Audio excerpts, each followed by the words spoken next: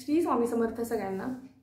आजच्या या व्हिडिओमध्ये आपण पाहणार आहोत कोणाला वाईट स्वप्न पडतात किंवा कोणाला कशाचे तरी भास होतात, वाईट होईल याचे भास होतात किंवा कशाची तरी भीती वाटत असते, कुठल्या तरी गोष्टीची चिंता असते आणि या सगळ्या गोष्टींमुळे आपल्याला व्यवस्थित झोप लागत नाही किंवा झोप लागल्यानंतर आपल्या विचारांनी, दिवसभराच्या विचारांनी आपल्याला वाईट स्वप्न पडतात आणि त्या स्वप्नांनी परत आपल्याला दिवसभर त्रास होतो की अरे हे वाईट स्वप्न खरं झालं तर, किंवा कशाची तरी भीती वाटत राहते की अशा आपल्याला स्वप्न का पडतात। तर यासाठी मी आज तुम्हाला एक सेवा सांगणार आहे। अगदी छोटीशी आणि साधी सोपी अशी सेवा आहे, त्यामुळे व्हिडिओ शेवटपर्यंत नक्की बघा। ओम श्री सद्गुरु अक्कलकोट निवासी राजाधिराज योगिराज श्री स्वामी समर्थ महाराज की जय।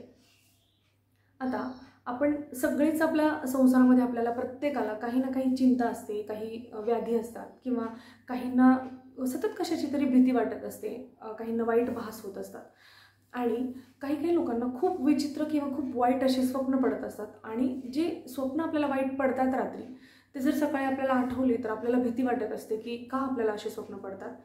त्यासाठी एक सेवा आपल्याला करायची आहे। ती सेवा म्हणजे, आता तुम्ही दिवसभरामध्ये स्वामी सेवेकरी असाल, स्वामी भक्त असाल तर तुम्ही नित्यसेवा करता आणि रोज स्वामींची पूजा करताना तुम्ही श्री स्वामी समर्थ या मंत्राचा जप करता। पण रात्री झोपताना तुम्हाला एक सेवा करायची आहे, अगदी छोटीशी। ती म्हणजे रात्री झोपताना तुम्ही काळभैरवाष्टक पठण करायचे। जर 11 वेळा केलं तर अतिशय उत्तम, पण जर तुम्हाला 11 वेळा करायला अगदीच वेळ नसेल तर तुम्ही 1 वेळा काळभैरवाष्टकाचं पठण करायचं आहे आणि त्याचबरोबर तुम्ही हनुमान चालीसा वाचायचा आहे किंवा अगदी वाचायचा वेळ नसेल, पाठ असेल तर म्हणा, वाचा किंवा मोबाईलवर लावून तुम्ही शांतपणे बसून ऐकूही शकता, पण एकाग्र चित्ताने करा। जी काही सेवा कराल जितकी कराल, 11 वेळा जमलं नाही ठीक आहे, पण 1 वेळा जेव्हा तुम्ही काळभैरवाष्टक वाचता किंवा म्हणता किंवा हनुमान चालीसा वाचता किंवा म्हणता तर ते तुम्ही एकाग्र चित्ताने ऐकायचे।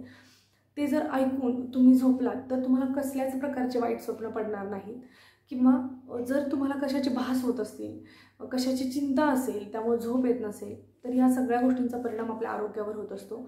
म्हणून जर ती चिंता दूर करायची असेल किंवा व्यवस्थित तुम्हाला झोप लागावी किंवा आपल्याला वाईट स्वप्न पडू नयेत असं वाटत असेल तर रोज रात्री झोपताना तुम्ही 1 वेळा हनुमान चालीसा आणि 1 वेळा काळभैरवाष्टक स्तोत्राचं पठण करा। जर तुम्हाला 11 वेळा शक्य असेल तर नक्की करा।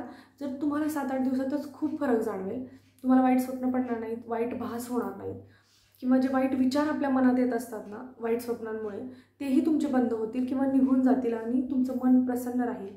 जर तुम्हाला प्रवास करताना भीती वाटत असेल, आता प्रवास करताना जर दूरचा प्रवास असेल तरी आपल्याला भीती वाटते की आपला प्रवास व्यवस्थित होईल का, सुखकर होईल का, तर त्या प्रवासामध्ये सुद्धा तुम्ही हनुमान चालीसा, जर तुमचा पाठ असेल तर तुम्ही म्हणू शकता, जर पाठ नसेल तर तुम्ही ऐकू शकता आणि काळभैरवाष्टक स्तोत्राचं सुद्धा तुम्ही पठण करू शकता। कारण हे इतकं प्रभावी असं स्तोत्र आहे, कारण ज्यावेळेस आपण काळभैरवाष्टक म्हणतो त्यावेळेस साक्षात महादेवाचा आपल्याला आशीर्वाद लाभत असतो आणि जी रुद्ररूप आहे महादेवांचं ते आहे म्हणजे काळभैरवाष्टक।